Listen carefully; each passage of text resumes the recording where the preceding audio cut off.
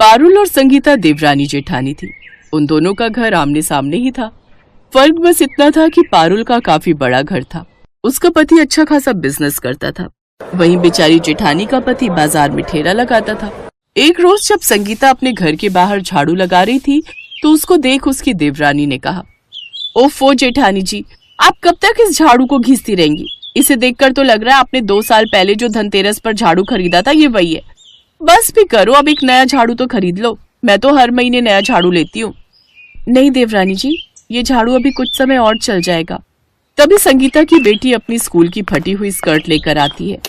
माँ देखो ना, मेरी ये स्कर्ट में छेद हो गया है, मुझे नई स्कर्ट दिलवाओ ना। अरे नहीं बेटी, ये तो सिल जाएगा, उसके लिए नया क्या लेना, मैं खुद इसकी सिलाई कर दूंगी। ओफो, क्या जेठानी जी, इतनी कंजूसी भी अच्छी नहीं। मेरी बेटी की स्कर्ट में ना के बराबर छेद है, फिर भी मैं उसे पूरी नई स्कर्ट दिलवाने जा रही हूँ, जबकि अभी ये 2 महीने पहले ही ली है। अरे इसी बहाने खुद की भी शॉपिंग हो जाएगी। आप भी ना खुद भी कंजूसी में रहती हैं और अपनी बेटी को भी वैसे ही रखती हैं। माँ चलो ना, शॉपिंग पर लेट हो रहा है और आपने मुझे प्रॉमिस किया है कि मुझे पिज्जा भी खिलाएंगी। पिज्जा का नाम सुनकर अनु के मुंह में भी पानी आ जाता है, लेकिन वो जानती थी कि उसकी माँ के पास इतने पैसे नहीं हैं। हाँ रिया डार्लिंग, चलो मैं तुम्हें बढ़िया से मॉल में ले जाऊंगी। वो दोनों शॉपिंग पर चली जाती हैं। ऐसे कुछ दिन बीत जाते हैं। एक रोज दोनों देवरानी जेठानी एक ही दुकान पर चूड़ी खरीदने के लिए पहुंचती हैं। नहीं भैया, ये सस्ती सी चूड़ियां ये मुझे पसंद नहीं आ रही, ना ये मेरे लेवल की हैं। आप तो मुझे कोई महंगी चूड़ियां दिखा दीजिए। हाँ जी मैडम, हमारे पास तो बहुत अच्छी कलेक्शन रखी है। वैसे बहन जी आप भी बता दीजिए, आपको कितनी रेंज तक की चूड़ियां दिखानी है? भैया मुझे तो सबसे सस्ती वाली दिखाइए। आप मुझे ये 20 रुपए दर्जन वाली कांच की चूड़ी दिखा दीजिए। ओफो जेठानी जी, कभी तो ये कंजूसी छोड़िए, इतनी बचत भी सही नहीं है। कभी तो थोड़े पैसे खुद के लिए खर्च कर ही लेने चाहिए। हम गरीबों के लिए 1-1 रुपया भी बड़ा कीमती होता है, और फिर इतनी महंगी चूड़ियां लेना मुझ गरीब के बस की बात नहीं है। इसलिए मैं अपनी इन सस्ती चूड़ियों से ही खुश हूँ, और अभी मैं 2 पैसे बचा लूंगी तो आने वाले समय में वो मेरे काम ही आएंगे। अब देवरानी महंगी चूड़ियां तो जेठानी सस्ती चूड़ियां खरीद लेती है। एक रोज अनु अपनी माँ से, माँ मैडम ने कहा है इस बार हमें किताबें स्कूल से नहीं मिलेंगी बल्कि बाहर से लेनी होंगी। पूरे 1000 रुपए की किताबें हैं। क्या, इतनी महंगी? कोई बात नहीं माँ, मैं तो किसी से मांग कर पढ़ लिया करूंगी। नहीं मेरी बच्ची, तेरी पढ़ाई को लेकर हम समझौता नहीं कर सकते। तेरा बाप तुझे नई किताब तो नहीं दिलवा सकता, लेकिन पुरानी किताब हम आधे रेट में तो ले सकते हैं। बिल्कुल ठीक कह रहे हैं आप। मैं ऐसी एक दुकान तो जानती हूँ। माँ बाबा हम इतने गरीब क्यों हैं? आप चाची को ही देख लो, वो कितने पैसे उड़ाती हैं। हम उनकी तरह अमीर क्यों नहीं हैं? बेटी, भगवान सबको एक जैसा नहीं बनाता। हम गरीबों को पैसे बड़े सोच समझकर खर्च करने होते हैं, और मैं चाहती हूँ कि मेरी बेटी आगे जाकर खूब पढ़े लिखे। लेकिन बेटी तू पढ़ लिख कर कितनी भी अमीर क्यों ना हो जाए, लेकिन शॉपिंग पर ज्यादा फिजूल खर्ची अच्छी बात नहीं। ठीक है माँ, आप बेफिक्र रहिए। मैं बड़ी होकर खूब पैसे कमाऊंगी और आपको भी शॉपिंग करवाऊंगी, लेकिन फिजूल खर्ची नहीं करूंगी। संगीता अनु को हमेशा बचत करना सिखाती, तो वहीं पारुल अपनी बेटी को कभी अच्छी सीख नहीं देती। ऐसे ही एक रोज, अरे रिया, तू क्यों ये प्रोजेक्ट बनाकर बेकार की मेहनत कर रही है? मैं अभी स्टेशनरी से तेरे लिए बना बनाया प्रोजेक्ट खरीद लाती हूँ। हमारे पास पैसों की कोई कमी थोड़ी ना है। आप तो बेस्ट माँ हो। मुझे लगा मैं आपसे ऐसा बोलती तो आप मुझे डांटती। इसमें डांटने वाली क्या बात है? जब पैसे से हर चीज खरीदी जा सकती है तो प्रोजेक्ट क्यों नहीं? अब पारुल अपनी बेटी के लिए बाहर से प्रोजेक्ट खरीद कर स्कूल में जमा करवा देती है, लेकिन इन सब से अब रिया की आदतें दिन पर दिन बिगड़ती जाती हैं। ऐसे ही एक दिन, माँ मुझे नहीं खाना ये बोर खाना, आप ऐसा करो मेरे लिए बाहर से कुछ अच्छा सा ऑर्डर कर दो। बेटा, तेरे पापा को बाहर का खाना पसंद नहीं, वो मुझे इसके लिए खूब सुनाएंगे। वैसे मेरे पास एक आइडिया है, हम सब्जी लेने के बहाने मार्केट जाते हैं और वहीं से कुछ खाकर आ जाएंगे। वाह, क्या आइडिया है। अब वो दोनों बाहर चली जाती हैं। उधर संगीता के घर का राशन भी खत्म हो जाता है और वो राशन लेने बाहर जाती है। माँ आप मेरे लिए ये एक बिस्किट का पैकेट ले लो ना, और थोड़ी सी नमकीन भी। अरे नहीं बेटी, इतने में तो चाय पत्ती का एक पैकेट आ जाएगा। अब अपनी बेटी का मन मारकर वो चाय पत्ती ले लेती है। संगीता को खुद बहुत बुरा लगता है कि हर बार उसे अपनी बेटी का मन मारना पड़ता है, लेकिन अपनी गरीबी के कारण वो कुछ नहीं कर सकती थी। ऐसे ही समय बीता और दोनों लड़कियां बड़ी हो गईं। अनु जहाँ पढ़ने लिखने में अच्छी थी तो वहीं रिया बस नाइट पार्टीज, डिस्को और रेस्टोरेंट में ही पैसे फूंकती। एक रोज, रिया बेटी, तुम कल सारी रात कहाँ थी? और ये ऐसी क्या शॉपिंग कर ली तुमने कि मेरे क्रेडिट कार्ड की सारी लिमिट ही खत्म हो गई? डैड, वो क्या है ना, कल मेरी बेस्ट फ्रेंड की बर्थडे पार्टी थी तो उसको वो पार्टी मैंने ही थ्रो की थी और फिर मैंने कुछ शॉपिंग की थी इसलिए वो लिमिट खत्म हो गई। क्या इतनी शॉपिंग कर ली तूने? हाँ तो माँ, इतनी शॉपिंग करना मैंने आपसे ही तो सीखा है, इसलिए आप तो हिसाब रहने ही दो। ये हिसाब मैं मांग रहा हूं क्योंकि मैं पैसे कमाता हूं, ना कि तुम और तुम्हारी माँ। आज से तुम दोनों को पैसे देना बंद। और रिया, अगर तुम्हें किसी की नकल करनी है तो अपनी ताई जी की बेटी अनु की करो, जो पढ़ लिख कर वकील बनने वाली है। और एक तुम हो जो बस सारा दिन आवारागर्दी करती रहती हो। ओफो, बच्ची है ये अभी, यही तो इसके खेलने कूदने के दिन है। अभी ऐश नहीं करेगी तो कब करेगी? पारुल लगातार अपनी बेटी की गलत आदतों को बढ़ावा दे रही थी, जिससे वो नशे की लत में भी पड़ जाती है। तो वहीं अनु पढ़ लिख कर एक बड़ी वकील बन जाती है। अब पारुल को अपनी गलती का एहसास होता है, लेकिन वो चाहकर भी कुछ नहीं कर सकती थी। उसकी बेटी का भविष्य उसकी वजह से खराब हो गया। तो वहीं संगीता एक एक पैसे जोड़कर एक बड़ी वकील बन जाती है। अब अनु खूब पैसे कमाती है और अपनी माँ को भी शॉपिंग करवाती है।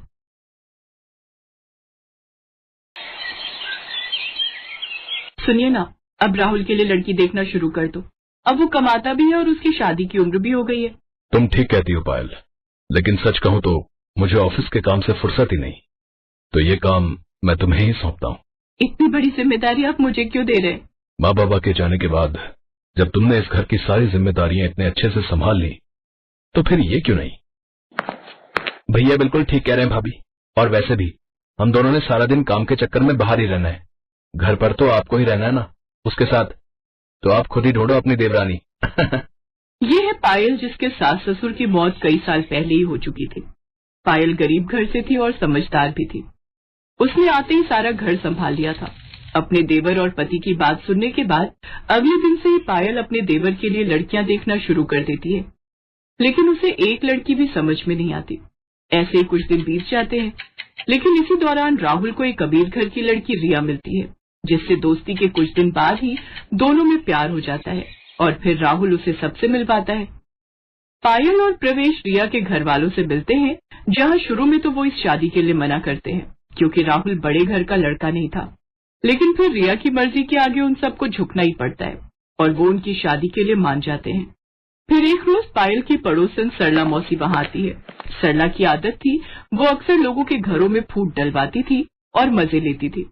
उस रोज भी उसने ऐसा ही किया। देख पायल, ज्यादा ख्याली पुलाव मत पका। इतिहास गवाह है, जेठानी और देवरानी कभी बहनों जैसी नहीं रह सकती।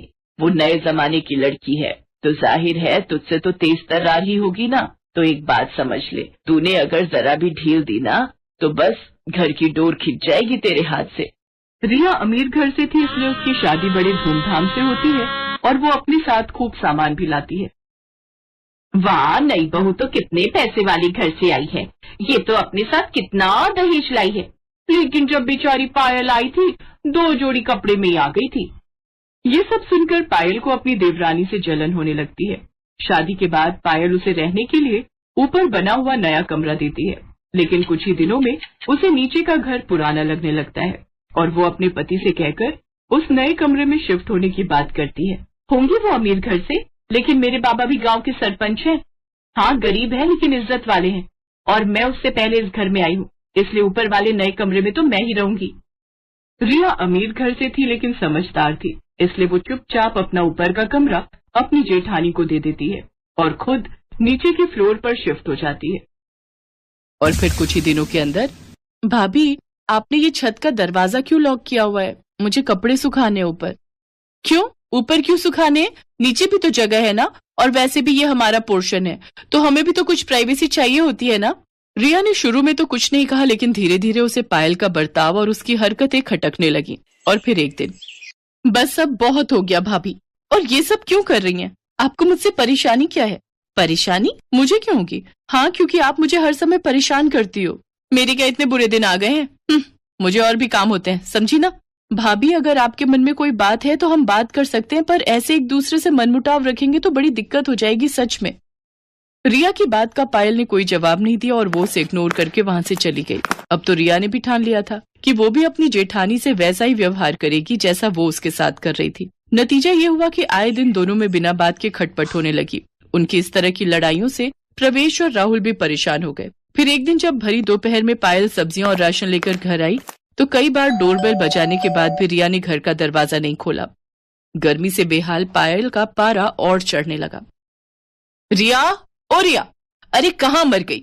उफ, अरे दरवाजा खोल जल्दी से। भाभी, अभी 15 मिनट और लगेंगे, वो मैं बाथरूम में हूं ना, इसलिए। रिया ने झूठ बोला था। वो ये सब पायल को सबक सिखाने के लिए कर रही थी। उधर तेज धूप में खड़ी पायल का गुस्सा बढ़ता जा रहा था और फिर जब काफी देर बाद रिया ने दरवाजा खोला तो पायल ने उसे खूब खरी खोटी सुनाई। नतीजा उस दिन देवरानी जेठानी के बीच इतना झगड़ा हुआ कि दोनों ने अब एक दूसरे से बात करना ही बंद कर दिया। कई महीने ऐसे ही बीत गए और फिर आया बारिश का मौसम। ओहो, ये बारिश कभी भी आ जाती है। उफ, मेरे कपड़े बड़ी मुश्किल से सूखे थे। तेज बारिश में रिया के सारे कपड़े भीग गए थे और ये देखकर पायल बस हंसे जा रही थी। और ये देखकर रिया को बहुत गुस्सा आ रहा था, लेकिन उसने पायल से कुछ नहीं कहा और चुपचाप अपने भीगे कपड़े लेकर अपने कमरे में आ गई। लेकिन तभी उसे कुछ याद आया। ओहो, ऊपर जाते हुए बेलन मेरे हाथ में था, लगता है ऊपर छत पर ही छोड़ आई, जाकर लाना पड़ेगा। बस महारानी ने फिर से छत का दरवाजा न लॉक कर लिया हो। रिया फौरन वापस छत पर गई तो दरवाजा खुला हुआ था। वो जैसे ही अपना बेलन लेकर वापस मुड़ी तो उसने देखा कि पायल तेज बारिश में भीगते हुए अपने कमरे की छत पर चढ़कर ईंटों के सहारे पन्नी लगा रही थी। अब हंसने की बारी रिया की थी और रिया ने इस मौके को जाने भी नहीं दिया। वो खूब हंसी और पायल भी खूब चिढ़ी। फिर रिया वापस नीचे आ गई, लेकिन जब कई घंटों तक बारिश नहीं रुकी और पायल के कमरे में लगातार पानी टपकता ही रहा तो रिया को पायल के लिए बुरा लगा। फिर कुछ सोचकर उसने ऊपर आकर पायल से कहा, भाभी अब बस करो, कपड़े बदल लो और नीचे आ जाओ वरना बीमार पड़ जाओगी, मैं चाय बना देती हूँ। रिया की बात सुनकर पायल हैरान थी, लेकिन सच तो यही था कि वो भी पानी सींच कर परेशान हो चुकी थी। वो फौरन कपड़े बदल कर नीचे गई तो रिया ने उसे गर्मा गर्म चाय पकड़ा दी। दोनों साथ बैठकर चाय पी रही थी, लेकिन आपस में कुछ बोल नहीं रही थी। तभी राहुल और प्रवेश भी घर आ गए। वो दोनों रिया और पायल को एक साथ चाय पीते देख हैरान भी थे और खुश भी। दूसरी तरफ बारिश लगातार हो रही थी। नतीजा ये हुआ कि रात के वक्त पूरे मोहल्ले में बाढ़ आ गई और नीचे होने की वजह से रिया और राहुल के कमरे में रात के वक्त पानी भरने लगा। रिया, राहुल, ऊपर आ जाओ, जल्दी करो, नीचे पानी बढ़ रहा है। राहुल और रिया कुछ संकोच के साथ ऊपर चले आए।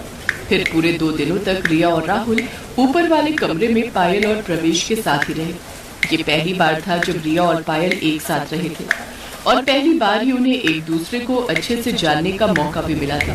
बातों ही बातों में पता चला कि असल में सरला मौसी तो रिया को भी पायल के खिलाफ भड़का रही थी। अब जाकर पायल को अपनी गलती समझ आई। फिर एक दिन, अब अरे तुम दोनों एक साथ? हाँ मौसी, क्यों? नहीं, मैं तो बस ऐसे ही पूछ रही थी। ये लो मौसी, प्रसाद खाओ। हम दोनों साथ में मंदिर गए थे। सच में माता रानी ने हमारी आंखें खोल दी।